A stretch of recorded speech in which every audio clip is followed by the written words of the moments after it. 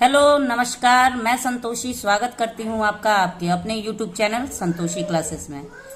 आज मैं फिर से हाजिर हूँ एक नई स्टोरी लेके। स्टोरी का टाइटल है द ब्लाइंड सेंट।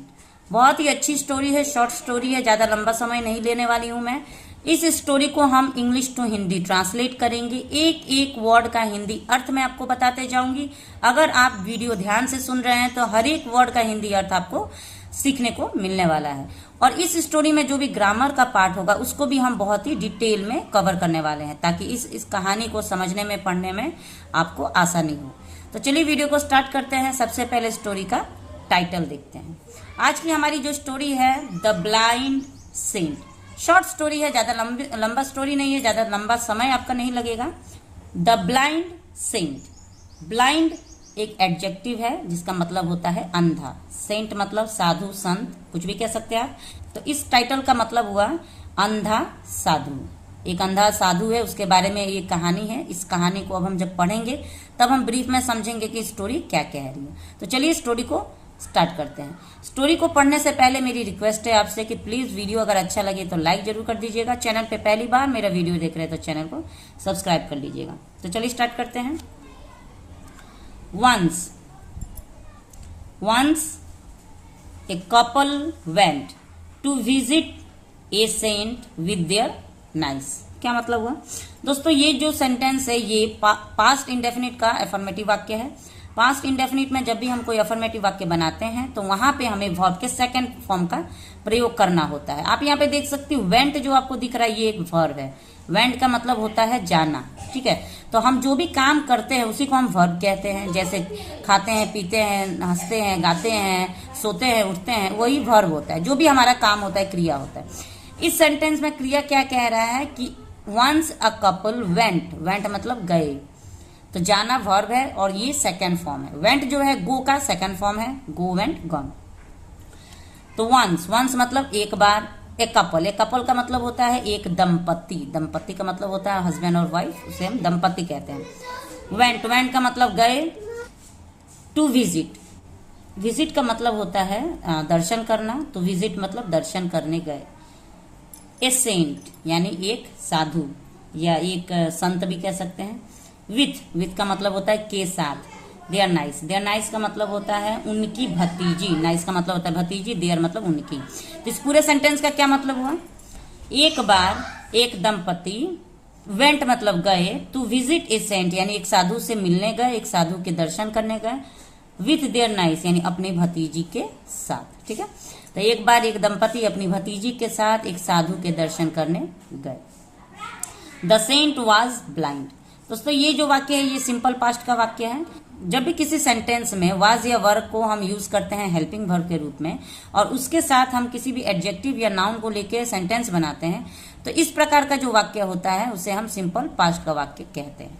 आप यहाँ पे देख सकते हैं कोई वर्ब नहीं है, वर्ब का कोई प्रयोग नहीं किया गया है, सिर्फ एक एडजेक्टिव को लेके सेंटेंस बनाया गया। The saint was blind. Blind एक एडजेक्टिव है जिसका मतलब होता है अंधा। तो वह साधु जो था, वाज मतलब था, ब्लाइंड मतलब अंधा, तो वो साधु अंधा था। जिस साधु से मिलने वो दंपति गए थे वो साधु अंधा था। But as soon as the niece saw the saint she cried. क्या मतलब हुआ दोस्तों? ये वाक्य भी पास्ट इंडेफिनिट का अफर्मेटिव वाक्य है। वर्ब के सेकंड फॉर्म का प्रयोग किया गया है सॉ जो है सी का सेकंड फॉर्म है। सी मतलब देखना, सॉ मतलब देखा। तो चलिए इसको हम लोग ट्रांसलेट करके देखते हैं वर्ड टू वर्ड। बट लेकिन, एज सुन एज को एक साथ हम बोलते हैं जैसे ही। द नाइस यानी वो भतीजी, सॉ यानी देखी, द सेंट यानी उस साधु को, शी क्राइड वो चिल्लाई। क्राई का सेकंड फॉर्म क्राइड। तो इस पूरे सेंटेंस का क्या मतलब हुआ? लेकिन जैसे ही वो भतीजी उस साधु को देखी वो चिल्लाई। आगे देखते हैं। This man killed my parents, punish him. क्या मतलब हुआ? ये वाक्य भी पास्ट इंडेफिनिट का अफर्मेटिव वाक्य ही है। यहाँ पे भी वर्ब के सेकंड फॉर्म का हम प्रयोग किए हैं। यहाँ पे भी हम वर्ब के सेकंड, ये वाक्य भी पास्ट इंडेफिनिट का अफर्मेटिव वाक्य है। यहाँ पे भी हम वर्ब के सेकंड फॉर्म को ही देख रहे हैं। किल्ड, किल का सेकंड फॉर्म किल्ड। किल मतलब मारना, किल्ड मतलब मारा। तो दिस मैन यानी इस व्यक्ति ने, इस आदमी ने किल्ड यानी मारा है, माई पेरेंट्स यानी मेरे माता पिता को इस आदमी ने मारा है। पनिश हिम, इसे दंड दो। ठीक है, अगला देखते हैं। The saint said, how can a blind man like me kill someone. अब इसको ट्रांसलेट करके देखते हैं। The saint said, the saint मतलब वह साधु, सेड मतलब बोला, से का सेकंड फॉर्म सेड, से मतलब बोलना, सेड मतलब बोला। How can a blind man, how कैसे, कैन ए ब्लाइंड मैन एक अंधा व्यक्ति सकता है, लाइक मी मेरे जैसा, किल मार, समवन किसी को। तो इस पूरे सेंटेंस का क्या मतलब हुआ, कैसे एक अंधा व्यक्ति मेरे जैसा किसी को मार सकता है। ठीक है, take this girl away, take मतलब ले जाओ, दिस गर्ल मतलब इस लड़की को, अवे मतलब दूर, तो इस लड़की को यहां से ले जाओ या इस लड़की को यहां से दूर ले जाओ। चलिए अगला देखते हैं। The couple came home but they felt their niece was telling the truth. क्या मतलब हुआ, ये वाक्य भी पास्ट इंडेफिनिट का ही एफर्मेटिव वाक्य है। आप जिस भी वाक्य में वर्ब के सेकंड फॉर्म को देखेंगे आप समझ जाइएगा कि वो पास्ट इंडेफिनिट का एफर्मेटिव वाक्य है। ठीक है, यहाँ पे भी आप जो देख रहे हैं वर्ब केम, के मतलब आना, ये कम का सेकंड फॉर्म है। कम मतलब आना और केम मतलब आए। तो द कपल मतलब वो दंपति, केम आए, होम घर पे, बट लेकिन, दे फेल्ट उन्हें लगा, उन्हें महसूस हुआ या उन्हें लगा, फेल्ट फील का second form felt, their niece यानी उनकी भतीजी, वाज टेलिंग, यहाँ पे वाज के साथ वर्ब के फोर्थ फॉर्म का प्रयोग किया गया है। ये वाक्य पास्ट कंटिन्यूअस का वाक्य है।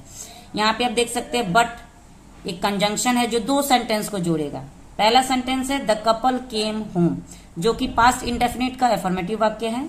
दूसरा सेंटेंस है they felt their niece was telling the truth. यहां से लेके यहां तक कि पास्ट कंटिन्यूअस का वाक्य है, जहां पे कोई काम हो रहा था, वाज टेलिंग यानी बोल रहा था, द ट्रूथ तो उन्हें लगा, बट दोनों दंपति को लगा कि उनकी भतीजी वाज टेलिंग द ट्रूथ यानी कि वो सच बोल रही है। ट्रूथ का मतलब होता है सच, तो उन्हें ऐसा लगा, वो घर आए। इस पूरे सेंटेंस का अगर हम मतलब देखेंगे तो वह दंपति जब घर आए लेकिन उन्हें लगा कि उनकी भतीजी सच बोल रही है। ठीक है, सो इसलिए they went to Birbal and told him all about the matter.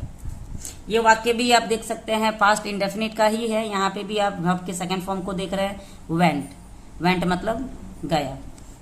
सो इसलिए दे वेंट वे गए, टू बीरबल यानी बीरबल के पास, एंड और, टोल्ड टेल का सेकंड फॉर्म टोल्ड, टेल मतलब बोलना, टोल्ड मतलब बोला, हिम यानी उनसे, किनसे, बीरबल से, ऑल अबाउट द मैटर यानी पूरी कहानी, जो भी उनके बीच में जो कहानी बीती थी वो पूरी मतलब पूरी बात को उन्होंने बता दी बीरबल से। Birbal invited the saint to Akbar's court. क्या मतलब हुआ, यहाँ पे भी इन्वाइटेड वर्ब का सेकंड फॉर्म है, इन्वाइट का सेकंड फॉर्म इन्वाइटेड, इन्वाइट मतलब आमंत्रित करना, इन्वाइटेड मतलब आमंत्रित किए। बीरबल इन्वाइटेड यानी बीरबल ने आमंत्रित किया द सेंट उस संत को, टू अकबर्स कोर्ट अकबर के दरबार में। यहाँ पे अपोस्ट्रोफी एस जो आप देख रहे हैं इसका मतलब होता है का, के, की। तो अकबर्स कोर्ट मतलब अकबर के दरबार में, बीरबल ने अकबर के दरबार में उस साधु को आमंत्रित किया यानी बुलाया। When the saint entered, Birbal drew out his sword and walked towards him। यहाँ पे भी देखिए वर्ब का सेकंड फॉर्म एंटर्ड। इस पूरी स्टोरी में आपको वर्ब के सेकंड फॉर्म का प्रयोग ज्यादातर देखने को मिलेगा, जो कि पास्ट इंडेफिनिट का अफर्मेटिव वाक्य है। When the saint जब वह साधु, एंटर्ड मतलब प्रवेश किया, बीरबल ड्रीव आउट का मतलब होता है निकालना, हिज स्वॉर्ड, स्वॉर्ड का मतलब होता है तलवार। ये एक नया वर्ड मीनिंग आपके लिए, आप चाहे तो इसे नोट कर सकते हैं। स्वॉर्ड का मतलब होता है तलवार। जैसे ही वो साधु अकबर के दरबार में आते हैं, बीरबल ड्रीव आउट यानी बीरबल अपना तलवार निकालते हैं, एंड और वॉक मतलब चलते हैं, टुवर्ड्स हिम का मतलब होता है उसके तरफ। किसके तरफ, उस साधु के तरफ तलवार लेके चलने लगते हैं, क्योंकि वो साधु अंधा है। तो इसी बात की पुष्टि करने के लिए, इसी बात की जांच करने के लिए बीरबल अपना तलवार लेके उसके सामने बढ़ने लगते हैं, उसके तरफ बढ़ने लगते हैं। द सेंट वह साधु, इमीडिएटली का मतलब होता है तुरंत, ड्रीव आउट यानी निकाला, एस वर्ड यानी कि वह साधु भी अपना तलवार तुरंत निकाल लिया, एंड और बिगेन डिफेंडिंग हिमसेल्फ, बिगेन मतलब शुरू कर दिया, डिफेंडिंग मतलब बचाव, हिमसेल्फ मतलब खुद का। तो जैसे ही बीरबल ने अपना तलवार निकाल के उस साधु के तरफ बढ़ने लगे, वैसे ही तुरंत वह साधु भी अपना तलवार निकाला और खुद को बचाने लगा। डिफेंड का मतलब होता है बचाना। एवरीवन सभी, इन द कोर्ट यानी उस दरबार में, वाज शॉक्ड यानी चकित हो गए थे। तो एवरीवन मतलब सभी, इन द कोर्ट मतलब दरबार में, वाज शॉक्ड यानी चकित हो गए, टू सी दिस यह देख के। देन तब बीरबल टर्न टू अकबर, तब बीरबल अकबर के तरफ मुड़े, एंड सेड और बोले, your majesty Maharaj, this man यह व्यक्ति, इज नॉट ब्लाइंड यह व्यक्ति अंधा नहीं है। I doubt whether he is a saint, मुझे शक था, मुझे संदेह था, वेदर कि क्या, ही इज ए सेंट क्या यह एक संत भी है, जिसके पास तलवार भी है, जो किसी के माता पिता को मार भी सकता है। क्या यह सच में कोई साधु है? मुझे तो इस बात से भी शक हो रहा है कि यह साधु नहीं है।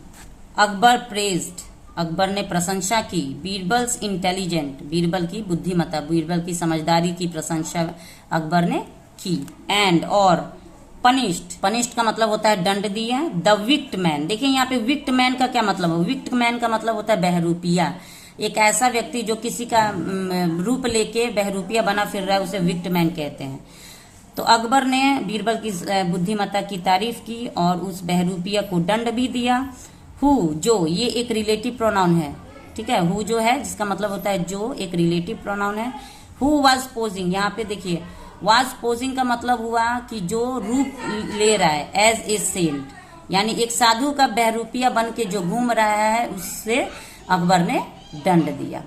तो इस प्रकार बीरबल की समझदारी से, बीरबल की बुद्धिमत्ता से एक अपराधी को दंड मिला। तो आज की स्टोरी आपको कैसी लगी? उम्मीद है वीडियो अच्छा लगा हो, और वीडियो अच्छा लगा हो तो प्लीज लाइक शेयर जरूर कर दीजिएगा। चैनल पे पहली बार मेरा वीडियो देख रहे हैं तो चैनल को सब्सक्राइब भी कर लीजिएगा। बेल आइकन दबाना ना भूले ताकि मेरे सारे अपकमिंग वीडियो सबसे पहले आप तक पहुंचती रहे। मिलते हैं नेक्स्ट वीडियो में एक और इंटरेस्टिंग स्टोरी के साथ। तब तक के लिए मेरे चैनल पे बने रहिए। Thanks for watching the video and have a nice day.